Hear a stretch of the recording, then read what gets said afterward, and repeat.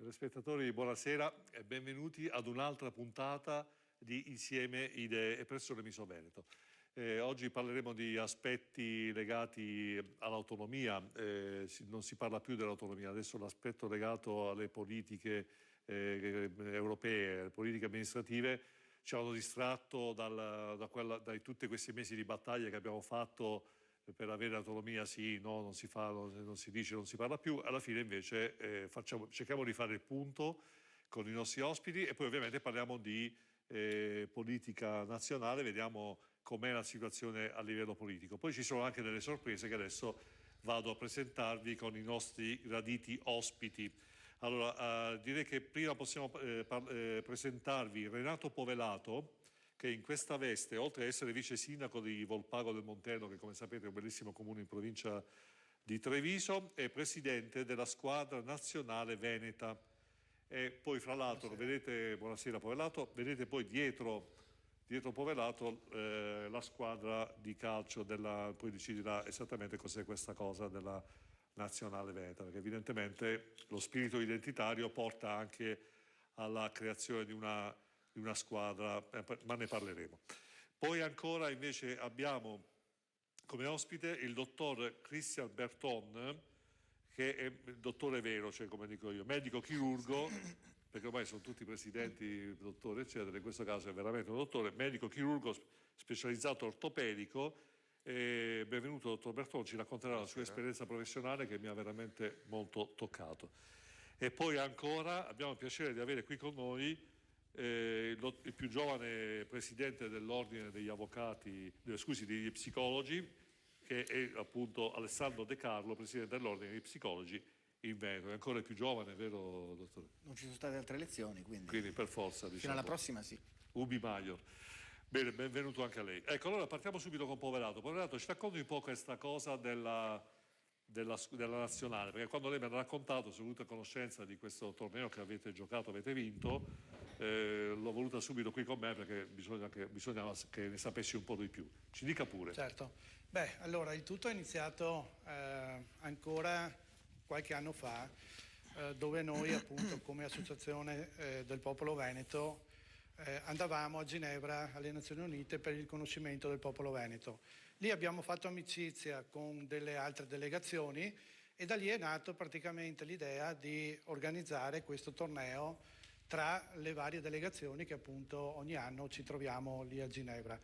E dall'idea si è passata ai fatti. L'anno scorso abbiamo organizzato questo torneo a Trieste, appunto un torneo tra 3 squadre, tra il territorio libero di Trieste e lo Stato libero di Fiume. Quest'anno lo riproponiamo, però lo portiamo qui in Veneto. Giocheremo sabato 22, quindi la prossima settimana, nello stadio comunale di Scorzè partiremo dalle ore 17. Con la nostra squadra. Poverato, chiedo al nostro regista di mandare avanti qualche foto magari di quelle che abbiamo consegnato, quindi delle squadre di calcio, vediamo se c'è qualche contributo filmato. Prego. Sì, allora appunto sabato giocheremo, tra l'altro giochiamo per la prima volta perché la nazionale è nata l'anno scorso, quindi abbiamo un anno di vita e la stiamo adesso rinforzando sempre di più rispetto all'anno scorso. Grazie anche al nostro direttore sportivo che è qui presente, abbiamo incentivato sia i giocatori come numero, abbiamo una quarantina di giocatori a disposizione, ma anche ci siamo innalzati di categoria, quindi sono arrivati giocatori veramente bravi. Il progetto comunque è sempre di andare più avanti, anche perché siamo in contatto con la CONIFA, che è un'organizzazione a livello mondiale, che organizza il campionato sia europeo e anche mondiale per gli stati non riconosciuti. Sarebbe il torneo, praticamente il campionato del mondo per i popoli. E per fare questo appunto ci stiamo lavorando. Pensiamo che nel giro di, speriamo anche qualche mese, ma io dico qualche anno, di riuscire ad andare a partecipare appunto anche a questi campionati, sia quello europeo che quello appunto mondiale. Come dicevo, ecco, questa è la nostra squadra che vedete appunto dove abbiamo partecipato l'anno scorso. Sabato ovviamente la squadra sarà rinforzata, sarà rinnovata. Qui abbiamo appunto anche 2 nostri rappresentanti, dovevano essere anche di più, però questa sera abbiamo tanti giocatori che partecipano alle fasi finali di vari gironi o campionati e qualcuno anche che, con la propria squadra che si sta allenando, perché sono gli ultimi giorni, appunto, le ultime settimane di attività agonistica. Poi li avremo a disposizione tutti quanti, appunto, il prossimo sabato. Ecco, questo è il progetto, appunto, che stiamo noi realizzando. Un invito che faccio, perché appunto adesso noi per ovviamente realizzare questo progetto e soprattutto per andare a fare il campionato europeo, il campionato del mondo, abbiamo bisogno anche di sponsor.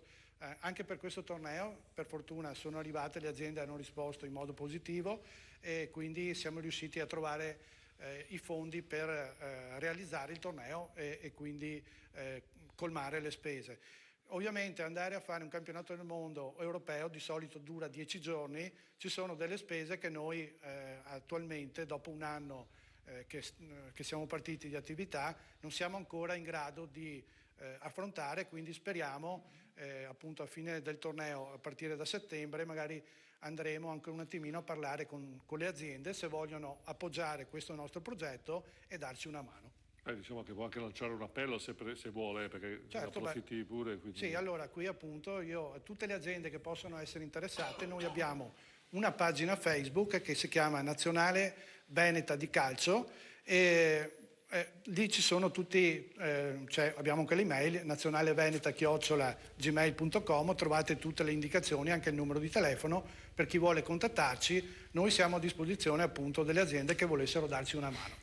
Quindi diciamo che un messaggio esplicito, ma visto che è una nobile causa, perché comunque il calcio effettivamente crea consenso, ma nello stesso tempo è anche una cosa interessante. Sì. Perché... Ecco, una cosa che non ho detto, questa nazionale vuole rappresentare proprio i veneti, quindi avremo solo ovviamente giocatori veneti e anche ovviamente giocatori che giocano veramente per la maglia.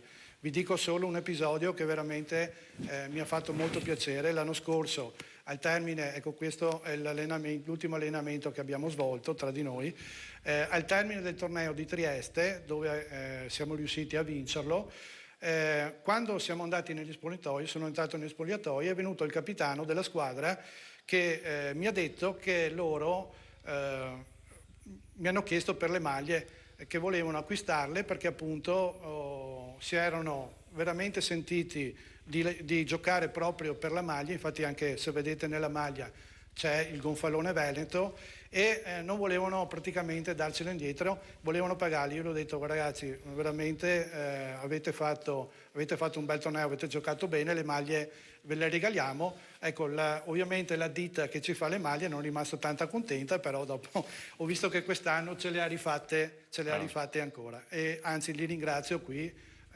veramente di cuore perché è un'azienda che ci assiste e speriamo che appunto come loro che ci stanno dando una mano ne arrivino altre. Senta Poverato, ma poi questa qui ci sono altre nazioni che parteciperanno ai mondiali? Sì, allora ci sono una sessantina di già nazionali appunto, per esempio mi sono appena arrivati dalla CONIFA i dati, hanno fatto il campionato europeo, l'hanno appena chiuso e l'ha vinto,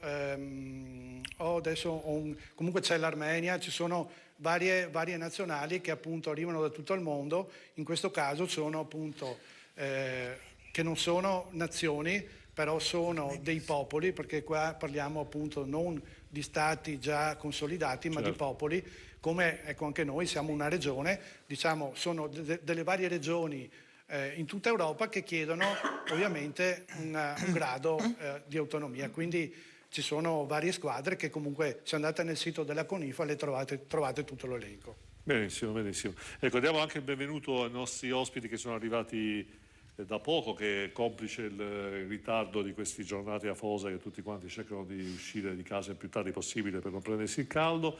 Modesto Lazzarin, sindaco di Terrassa Padovana, che è un comune in provincia di Padova della Lega. Salve, scusate, ritardo ma per lavori di asfaltatura. Mi hanno detto, sì, effettivamente. Poi l'estate si fanno i lavori di asfaltatura.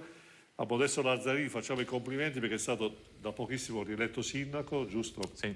Certo. Bene, ma ha stracciato la concorrenza, primo turno o no? No, il mio comune fa solo il turno unico perché siamo un comune piccolo sotto i 3.000 abitanti. Un plebiscito mi hanno detto. No, più o meno sì, non voglio infierire su chi magari anche fra l'altro ha avuto il coraggio appunto anche di contrapporsi alla nostra squadra, alla nostra formazione che da un po' di anni appunto sta facendo un buon governo e quindi chiaramente dopo i cittadini ci premiano. Eravamo in 2 liste concorrenti che concorrevano appunto per continuare noi oppure per iniziare l'amministrazione del nostro comune e il risultato percentuale è stato 60-40 circa, che bene o male da un po' di anni. Ma questo è il mio secondo mandato, sì. La nostra squadra, il nostro gruppo è al terzo rinnovo, diciamo così, perché il primo mandato di 15 anni fa era stato eletto sindaco, quello che dopo è stato il vice sindaco nel mio mandato precedente ed è tuttora parte della squadra, è stato rieletto consigliere comunale. Quindi siamo un gruppo, sì, esatto, ormai che si è fatto, come si suol dire, le ossa. Fra l'altro in questi ultimi anni di amministrazione locale con tutte le problematiche, le normative, i vincoli che anche i piccoli comuni purtroppo appunto sono stati soggetti, ci siamo fatti, ripeto, le ossa su questo campo e però appunto siamo riusciti a riadattare il buon governo e portare già anche dei risultati anche già in questo ulteriore mandato che abbiamo iniziato da 15 giorni con nuove iniziative. Bene, ci dirà Lazzarin. E poi salutiamo invece l'avvocato Luca Azzano Cantarutti, bloccato anche lei per l'asfaltatura. Buonasera, anch'io bloccato per la stessa ragione dei lavori di asfaltatura, penso avremmo trovato lo stesso traffico. Ecco, poi veramente vorrei fare tutta la mia solidarietà ai lavoratori, quelli che in questo periodo asfaltano, perché poverini col caldo, con l'asfalto bollente, non si possono neanche riposare perché tanto sono sulla strada, quindi non si possono neanche imboscare, come si dice, veramente la massima solidarietà. Avvocato Luca Azzano Cantarutti, presidente Patto per l'Autonomia Veneto. Con lei parleremo di autonomia. Ecco, facciamo Marco finalmente una panoramica, così vediamo i nostri ospiti tutti assieme e anche i giocatori della squadra. Magari prego di alzarvi in piedi, che così magari vi riconoscete, se avete un attimo se avete le gambe per farlo, quindi alzatevi pure. Un saluto. Ecco, adesso direi che, ecco i nostri ospiti, direi che possiamo, Marco, lanciare la pubblicità e poi magari chiederemo al dottor Berton, che è la sua esperienza professionale che mi ha veramente molto affascinato. Ecco, un attimo di pubblicità e poi rimanete con noi. E quant'altro, però la prima cosa che dobbiamo normalizzare siamo noi. Nella mia testa il sogno di diventare imprenditore già a 16-17 anni. Bravo, sei molto più preparato di me. Un grande applauso per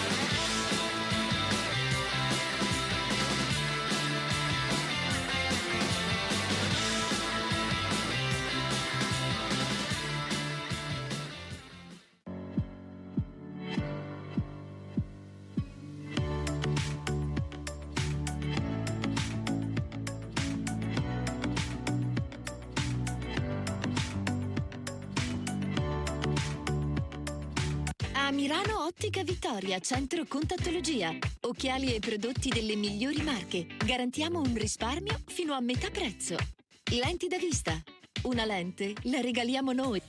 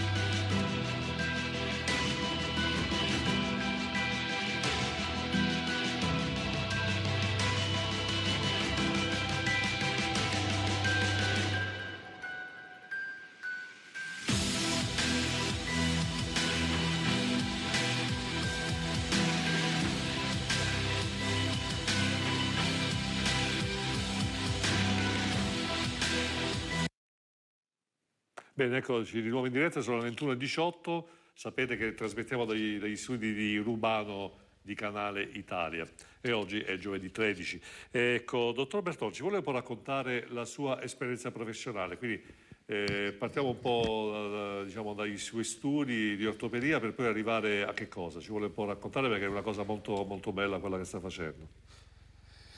Buonasera a tutti, buonasera a Vincenzo Lovino e al suo staff, ringrazio per la partecipazione. Mi occupo di ortopedia da circa 19 anni, branca fortemente chirurgica della medicina, quindi con un trascorso ormai consolidato e un'esperienza ritengo abbastanza adeguata. Quello che vorrei illustrare questa sera è la fortuna che ho avuto qualche anno fa di integrare, di ampliare le mie conoscenze, conoscendo le persone giuste in un asse geografico che va da Lisbona, passa per Parigi, arriva a Vicenza per poi tornare nelle prossime occasioni. Magari racconterò più nei dettagli il perché di queste affermazioni e adesso sto cercando di importarlo anche su Mestre, però tengo a sottolineare che non è una disciplina esclusivamente italiana ma una disciplina internazionale, non proprio recentissima, però dà risultati formidabili. Da quando mi sono approcciato veramente ho avuto il piacere di assaporare dei risultati non solamente in campo ortopedico. Diciamo che la mia estrazione ortopedica puntava molto nella correzione di tutti i disturbi o le disfunzioni di carattere ortopedico, specialmente nei bambini in accrescimento, per poi scoprire che accanto a questo potevamo curare la parte ortopedica associando la cura di altre patologie di carattere cognitivo. In primo luogo quei disturbi dell'apprendimento tipici dei bambini disturbi della lettura, lo scarso apprendimento scolastico, le difficoltà nell'apprendimento scolastico dei bambini.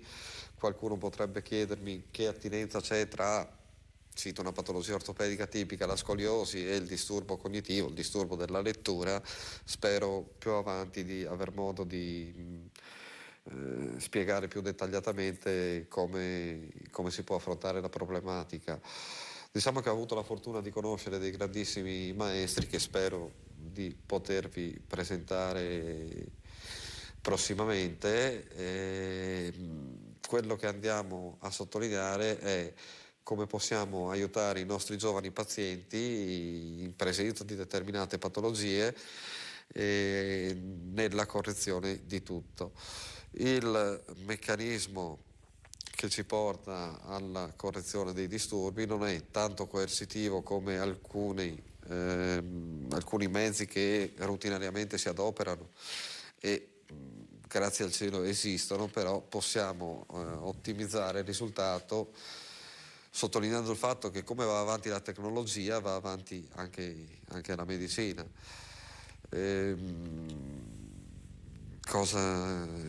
Ma ci vuole un po' dire come funziona questo meccanismo, cioè nel senso che voi andate a intervenire sui ragazzi, sui bambini, per più in sintesi ovviamente, perché non abbiamo la pretesa di sapere aspetti tecnici. Ci vuole un po' raccontare più o meno come funziona questa cosa. Sì. Breve premessa, possiamo prendere pazienti che vanno dai 5 ai 120 anni, per cui non esiste una categoria, una generazione che possiamo curare con questa disciplina e un'altra no. I bambini rispondono in modo più efficace in quanto, essendo più plastici e malleabili in via di sviluppo, con la nostra disciplina riusciamo a correggere i disturbi dell'accrescimento e portarli a un'età alla fine dello sviluppo in condizioni corrette. Fondamentalmente, sintetizzandola in breve, immaginiamo di avere un sensore, un integratore di informazioni che chiameremo cervello e un segnale in uscita, il sensore che rileva il segnale in entrata e il cervello che elabora il segnale in uscita. L'altro giorno ho provato a spiegarlo in termini più semplici e provo a ripetere quello che ho detto. Supponiamo di avere un motore di una macchina che per rendere al massimo deve essere a 50 gradi di temperatura. Il tutto funziona in dipendenza di un sensore esterno che fornisce il dato di temperatura al motore. Se il motore si trova a 50 gradi e il sensore di temperatura fornisce l'informazione esatta a 50 gradi, l'informazione in uscita che farà rendere il motore al massimo sarà 50 gradi, quindi il motore sarà nella sua piena efficienza. Qualora il sensore esterno non dovesse funzionare, anziché segnare 50 gradi di temperatura fornisce al motore l'informazione che siamo a 20 gradi, ovviamente il motore va un po' in confusione, come potrebbe andare in confusione il nostro cervello qualora i nostri recettori corporei fornissero un'informazione sbagliata. Di conseguenza potrebbero portare un'informazione a tutto il resto del corpo sbagliata, causando varie patologie che andremo ad analizzare. Il punto su cui andiamo a lavorare è il tratto che si interpone tra il sensore esterno e il cervello, in modo tale che il cervello possa recepire l'informazione corretta e adeguare questa informazione alle nostre funzioni di vita quotidiane. Benissimo, dottore, grazie. E quindi De Carlo non ci sarà più bisogno di psicologi, perché qua mi sembra che abbiamo trovato la panacea per risolvere i problemi di DSA, eccetera, eccetera, in un certo senso. Occhio sì. Basta, cioè aboliamo l'ordine. Ma sì, assolutamente. Ma io stavo pensando in questo momento di dedicarmi a fare operazioni a cuore aperto, tanto siamo professioni contigue, voglio dire. Comunque, a parte gli scherzi, non è che si possa dire molto, perché la spiegazione era, insomma, interessante, la storia del sensore, eccetera, però bisognerebbe vedere un attimino come funziona.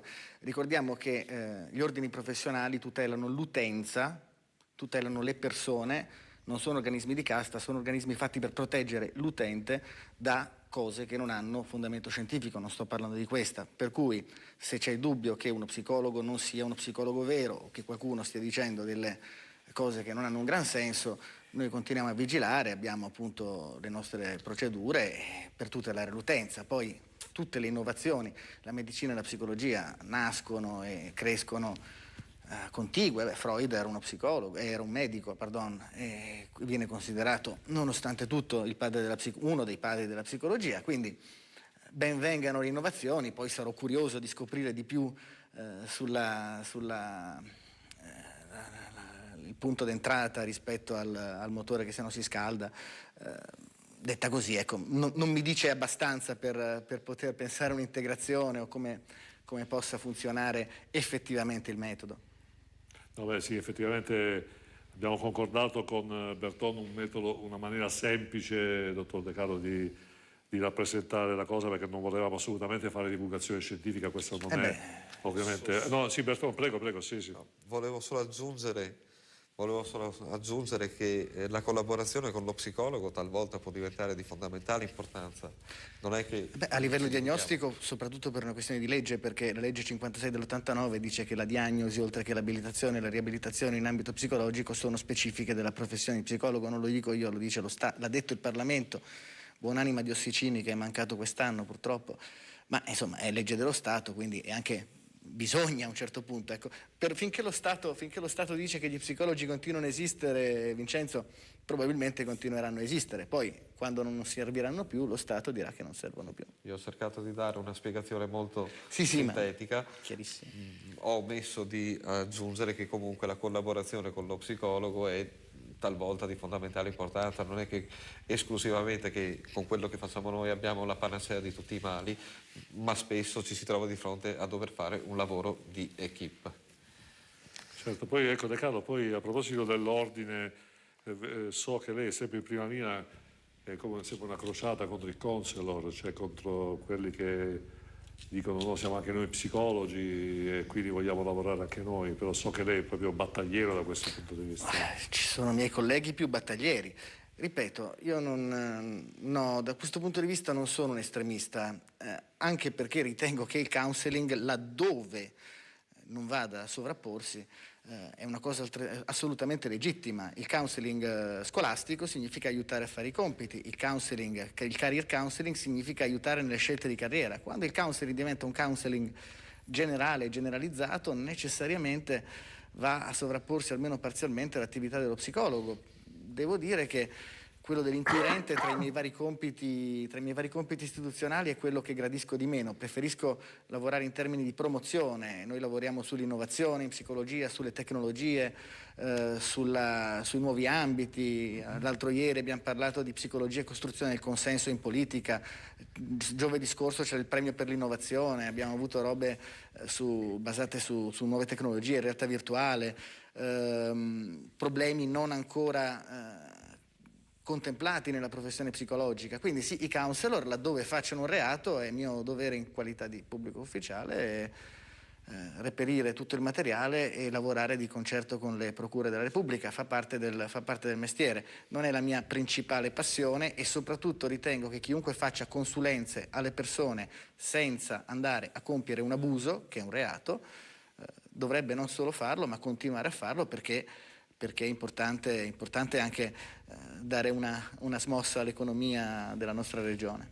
Ecco, so che magari lei, dottore, la potrebbe pensare diversamente, però non crede che in Italia l'esistenza di questi ordini siano un po' anacronistici, questa difesa, perché poi alla fine se non sei iscritto non vale niente, se sei iscritto sei giusto, sei a posto, così come non rallenti un po', non sia l'espressione di uno Stato un po' troppo burocratizzato? Beh, allora, la questione è filosofica. Prima di tutto gli ordini non sono a difesa dei propri iscritti, quindi un organo di casta, ma ripeto, hanno come primo funzione la protezione delle persone. Allora, lo Stato italiano, a partire dalla sua fondazione, ha deciso che quando si tratta di professioni complesse è meglio che sia lo Stato che dice alle persone quali sono i professionisti sicuri e quali no. Per cui mettere gli ordini, per entrare agli ordini non è che uno debba fare un concorso pubblico o venire a parlare a me e magari cercare di corrompermi, basta fare una laurea, un tirocinio, un esame di Stato e poi ci si può iscrivere, quindi non è una... a quel punto un professionista dà la garanzia al cittadino che può fare quelle prestazioni che dice di fare. Se andiamo in un modello anglosassone, io ho studiato, ho vissuto nei modelli anglosassoni, ho anche insegnato in università inglesi americane, mi va benissimo, bisogna entrare nell'idea che il consumatore italiano, anche quando si tratta di prestazioni delicate come la salute, il commercialista, l'avvocato, sia libero di guardare i curriculum e possa scegliersi quello con la terza media piuttosto che quello con 4 master, perché tanto sa scegliere lui. Mi va bene, però il problema è che tutto l'impianto statale italiano è diverso da questo. Per cui nel momento in cui si volesse rivoluzionare completamente la cultura e l'identità del nostro paese, Italia in questo caso, nessun problema, si può tranquillamente vivere in un totale libero mercato sapendo che il consumatore o la persona, il cittadino, deve autotutelarsi e quindi deve aumentare la propria conoscenza, il che non sarebbe neanche male da un punto di vista teoretico, se vogliamo. Ecco, senta, avvocato Cantalutti, lei non sarà d'accordo con quello che... No, io sono totalmente d'accordo con quello che ha detto con medico, il Presidente. Ma gli ordini professionali esistono proprio a tutela e a garanzia del cittadino che si rivolge a un professionista, sia esso l'avvocato, lo psicologo, il medico, eccetera.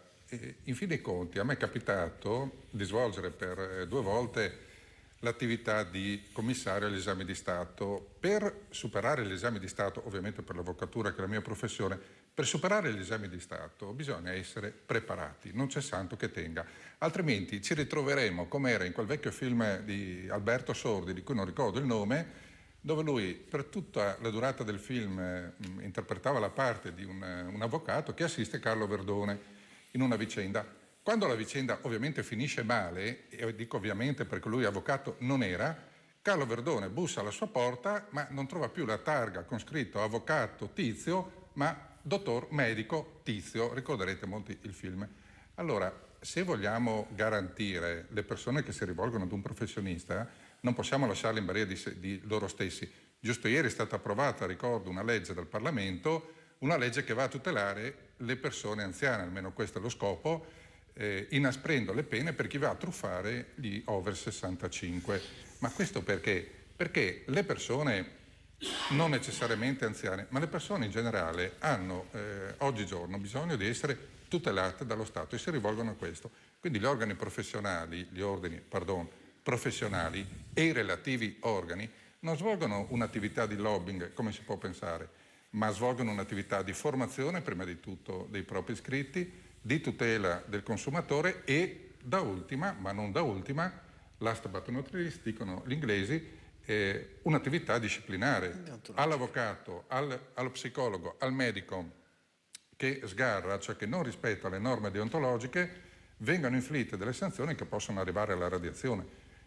Altrimenti rischiamo, torno a dire, di cadere nelle mani dei Vanna Marchi di turno. Benissimo. Che pretendevano di curare i tumori. Ah, perfetto. Alessandro De Carlo, lei so che insegna all'Università Psicologia del Lavoro, però ci vuole un po' spiegare il punto di vista ufficiale dell'ordine sulla campagna elettorale di Salvini, come è stata dal punto di vista psicologico, il comportamento, se è una cosa questa che... Com'è che secondo voi il psicologo è riuscito a creare questa leadership, ad avere questo carisma, diciamo in un certo senso senza fondamentali, non mi fraintenda nella descrizione, però senza aver fatto nulla di chissà che cosa, però questo qui è riuscito Salvini a portare avanti le masse. Io la penso così. Cioè nulla di chissà che cosa è tutto da discutere.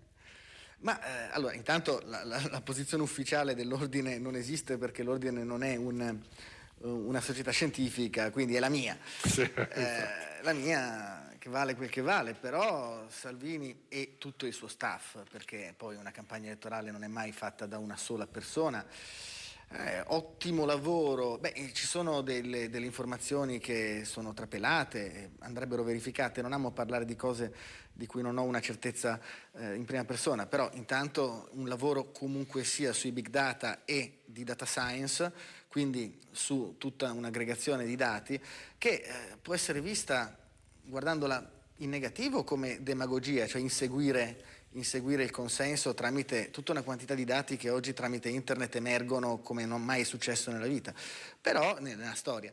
Dall'altra parte, se vogliamo guardarla in positivo, è anche essere veramente in ascolto e veramente vicini alle necessità espresse dalla popolazione, dalle persone, e quindi andare incontro a problemi che vengono percepiti come reali, cosa che le altre formazioni decisamente hanno perso come appeal, vengono percepite come molto più distanti dalla realtà quotidiana. E poi questo calarsi nella realtà con le persone. Ecco, da un punto di vista psicologico, la cosa che proprio spicca sopra di tutte è l'utilizzo comunicativo delle magliette con qualunque magliette, felpe, giacche, giacchetti, giubbotti, cappelli. E lì è proprio interessante vedere come questa cosa abbia creato una identificazione molto forte con i luoghi o con le istituzioni che va a rappresentare. Quindi, da un punto di vista tecnico, devo dire un grandissimo lavoro quello di Salvini. Poi bisogna vedere se va bene, se funziona al governo inseguire costantemente le idee delle persone che arrivano tramite i dati, ma questo è un problema che vedremo. Da un punto di vista di campagna elettorale evidentemente funziona benissimo, almeno in questa fase storica. Benissimo, ecco, questo lo chiediamo a Lazzarin. Lazzarin, oggi la debacle del 5 Stelle la conferma, l'elettore è spietato, non lascia tregua a chi promette e non mantiene. In effetti sicuramente Salvini, della Lega, Salvini ha promesso tante cose. De Carlo in ultimo ha detto la cosa giusta, cioè alla fine come farà a mantenere queste cose? Non sarà un po' dura secondo lei? Perché finora alla fine concretamente non è stato fatto nulla, se vogliamo dirla come... Vabbè, la colpa è del 5 Stelle che diceva sempre no su tutto, però di fatto i fatti concreti sono pochi.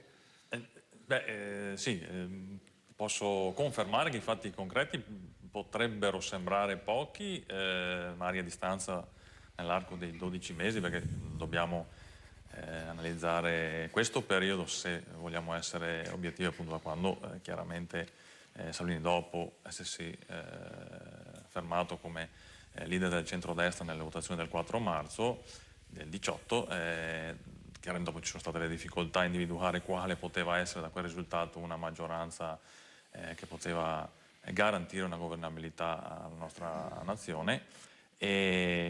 E anche teniamo presente che si partiva da una condizione di 4, se non sbaglio, governi tecnico-politici, ma più tecnico, anche quelli dove i rappresentanti erano politici, quanto, se ricordate, le precedenti elezioni politiche erano state nel 2013 e si sono susseguiti appunto nomine di Presidente del Consiglio di una certa estrazione, diciamo così, e quindi si è partiti da quella base.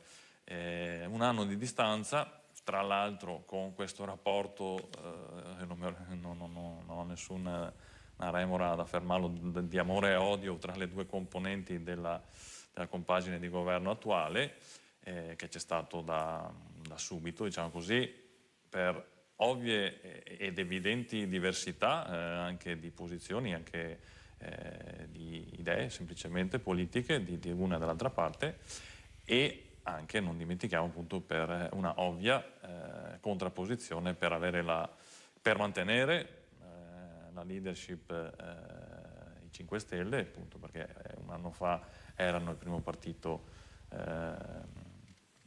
d'Italia, e che invece dopo, appunto, si è ribaltato. Risultati. Chiaramente per ottenere risultati evidenti si devono creare le condizioni. Per esempio, una su tutte, se vogliamo concentrarci magari sull'aspetto, una questione magari basilare per quanto riguarda la Lega, quello della sicurezza, Salvini, il Ministro dell'Interno, ha portato un primo decreto, ne ha riportato un altro, una seconda versione non più tardi di una settimana fa al Parlamento. Con questi movimenti, con queste normative, si sta creando la base per dopo dare dei risultati al Paese. Penso che sono dati del Ministero dell'Interno, fra l'altro del Ministero dell'Interno retto in precedenza da prima Alfano e dopo Menniti e adesso da Salvini. Sono risultati quelli, numeri che per quanto riguarda, scusate non ho precisato, gli sbarchi di immigrati dalle coste libiche, provenienti dalle coste libiche, che sono praticamente stati quasi azzerati, con anche la conseguenza fortunatamente e finalmente, lo dico io, di molti morti in meno nelle acque del Mediterraneo. Questo penso appunto che possa essere ben evidente come Gli esponenti Lazzarini del PD dicono che è il merito tutto di Minniti che ha stoppato prima gli sbarchi. Però, avvocato Caltarutti, prima la vedevo fare no con la testa, ma in che senso? Osservo, permette una battuta.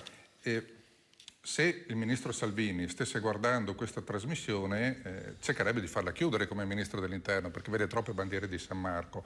Prendo atto che lo stesso sindaco Lazzarini, sindaco esponente della Lega, ha detto che subito ha concentrato l'attenzione su quello che è un risultato, a suo dire, io non sono d'accordo, a suo dire di questo governo, cioè la sicurezza.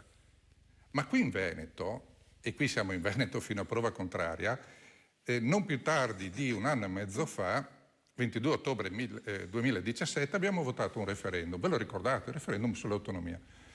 È stato votato il sì all'autonomia dal 98,1% dei veneti. C'è un consenso assolutamente trasversale, da destra a sinistra.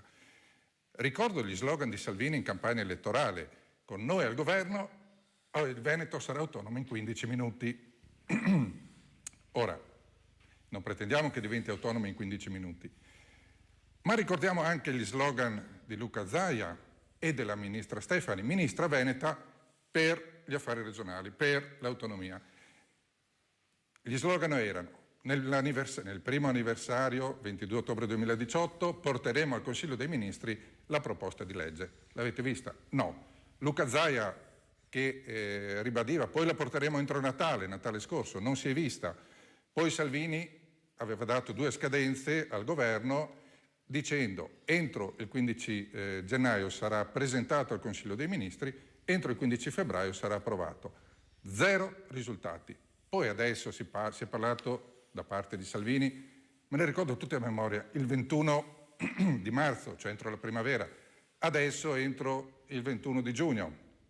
Prossima settimana staremo a vedere, per carità, ma quello che mi chiedo, la questione che è stata ritenuta così importante da tutti i veneti, e ripeto trasversali, non di destra o di sinistra, quella dell'autonomia del Veneto, viene completamente dimenticata da questo governo a trazione Lega 5 Stelle.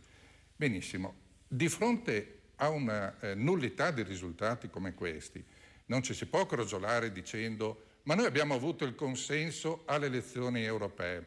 Sì, la Lega e alle elezioni amministrative. La Lega, è vero, ha perso Bergamo, ma è il primo partito a Benevento. Questo è un dato di fatto che mi fa piacere per Matteo Salvini, mi fa molto meno piacere come veneto. Ci sono gli esponenti della nazionale veneta, mi si apre il cuore, grande così, di calcio, e a loro faccio solo 1000 complimenti.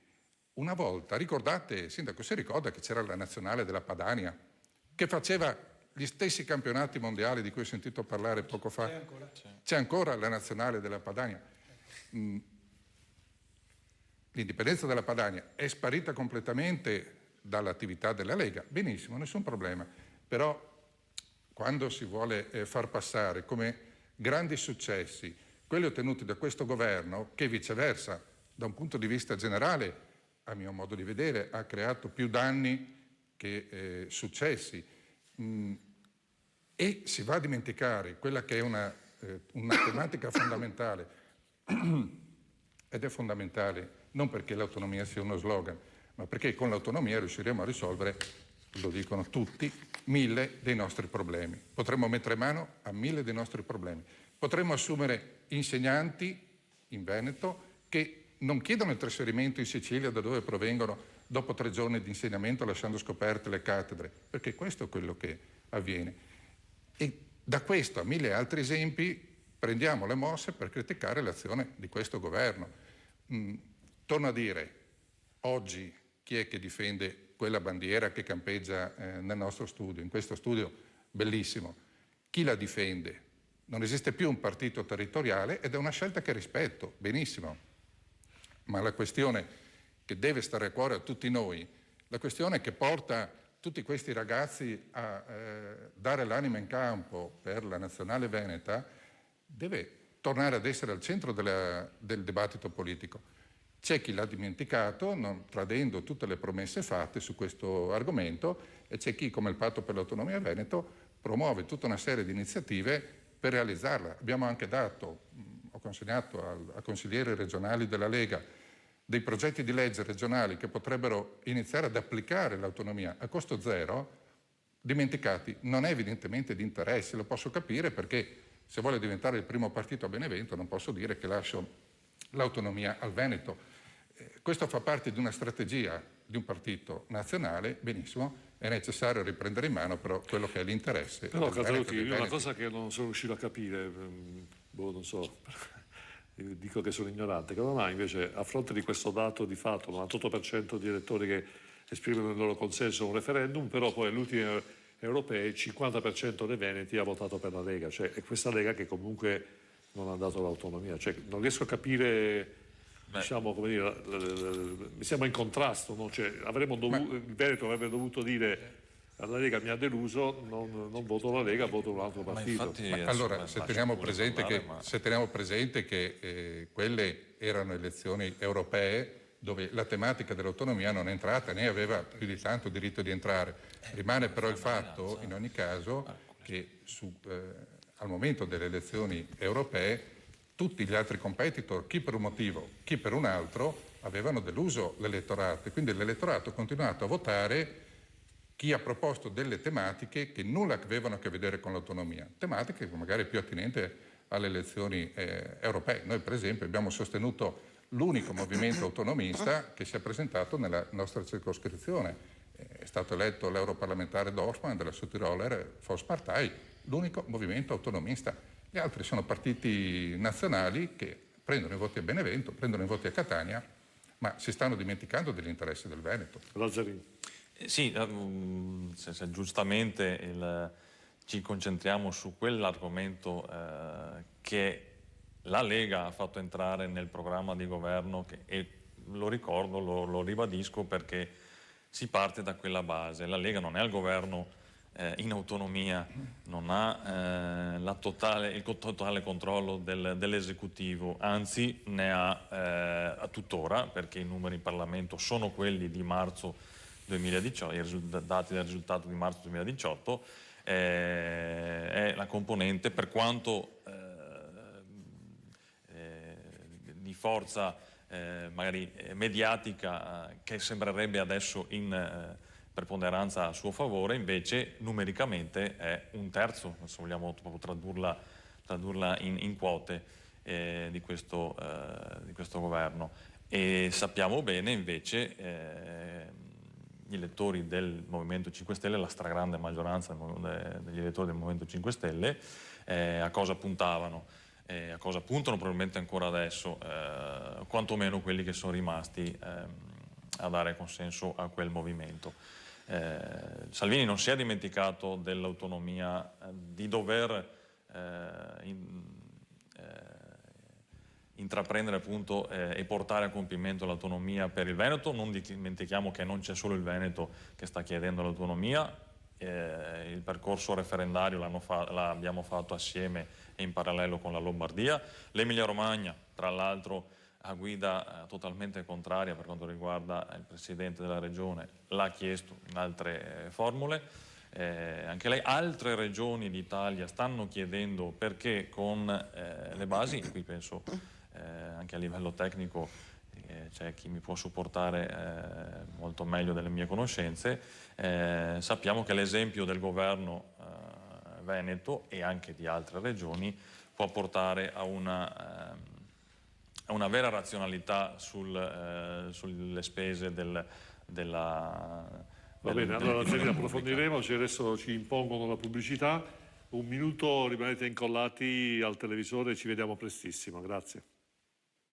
Al business plan e quant'altro, però la prima cosa che dobbiamo normalizzare siamo noi. Nella mia testa il sogno di diventare imprenditore già a 16-17 anni. Bravo, sei molto più preparato di me. Un grande applauso per Massimiliano.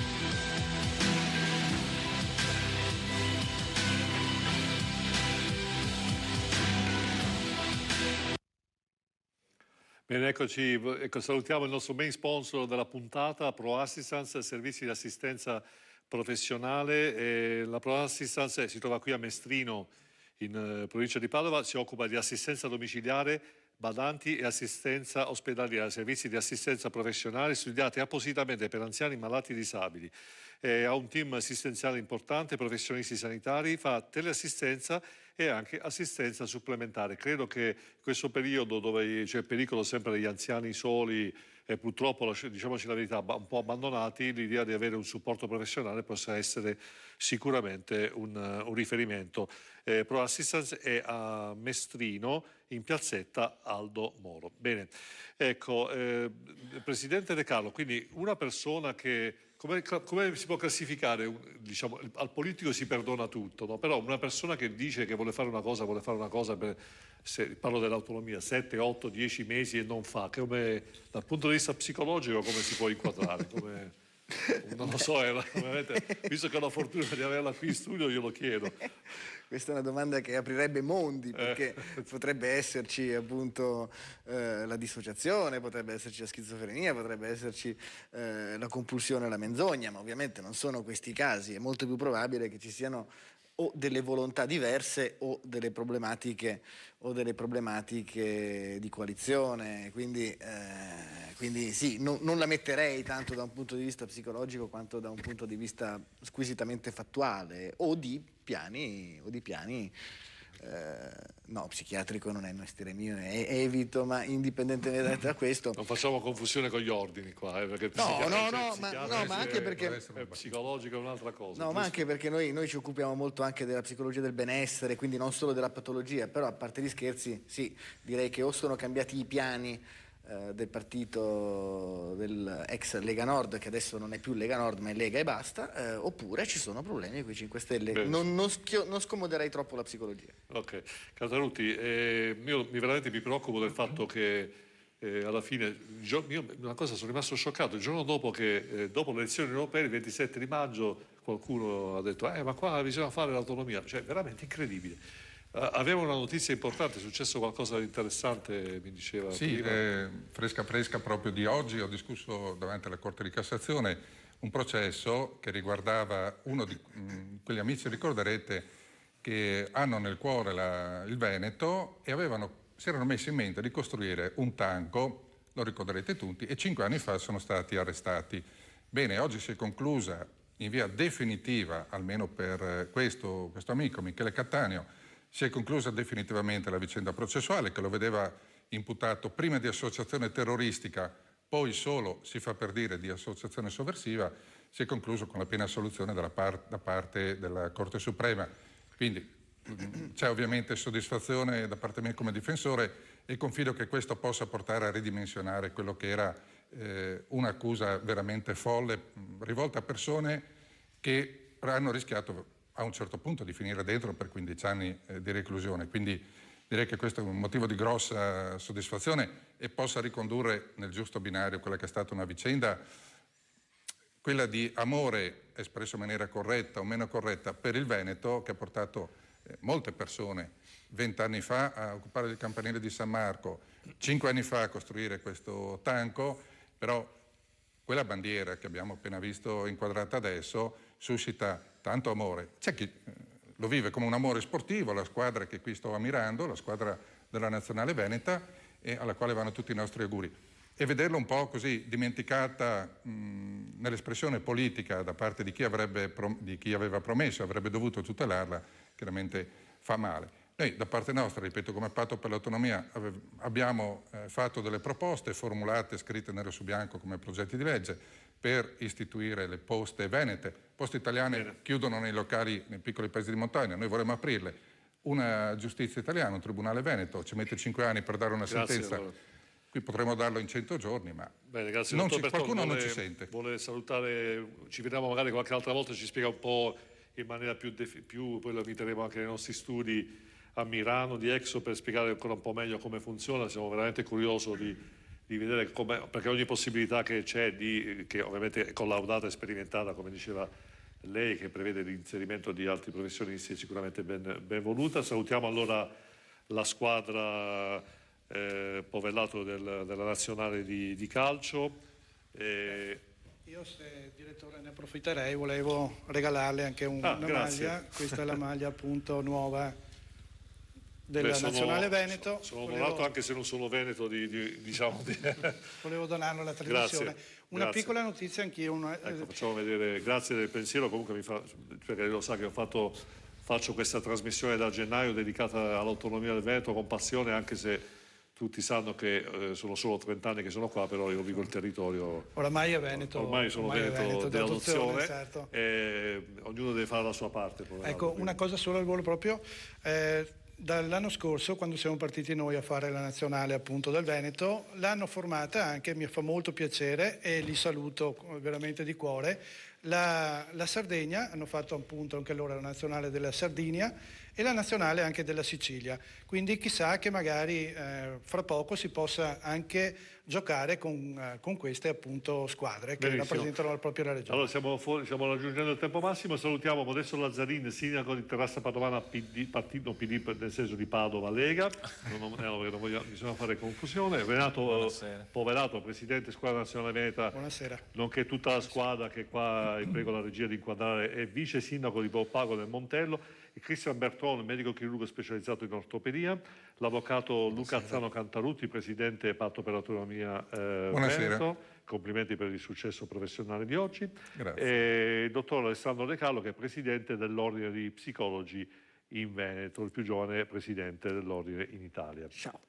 Grazie a tutti e che dire, alla prossima. Voi sapete che domani siamo ancora sul canale 84. Grazie a Poverato per la maglietta, faccio vedere, sono veramente contento di averla qui perché bisogna dare il contributo a tutti e come? No, è la taglia che vorrei, qualche chilo in meno. Poverato l'ha fatto per stimolare la mia psiche a continuare la dieta. Ci vediamo alla prossima, rimaniamo sempre fedeli a giovedì alle 21 sul canale 15 per parlare di Veneto e autonomia.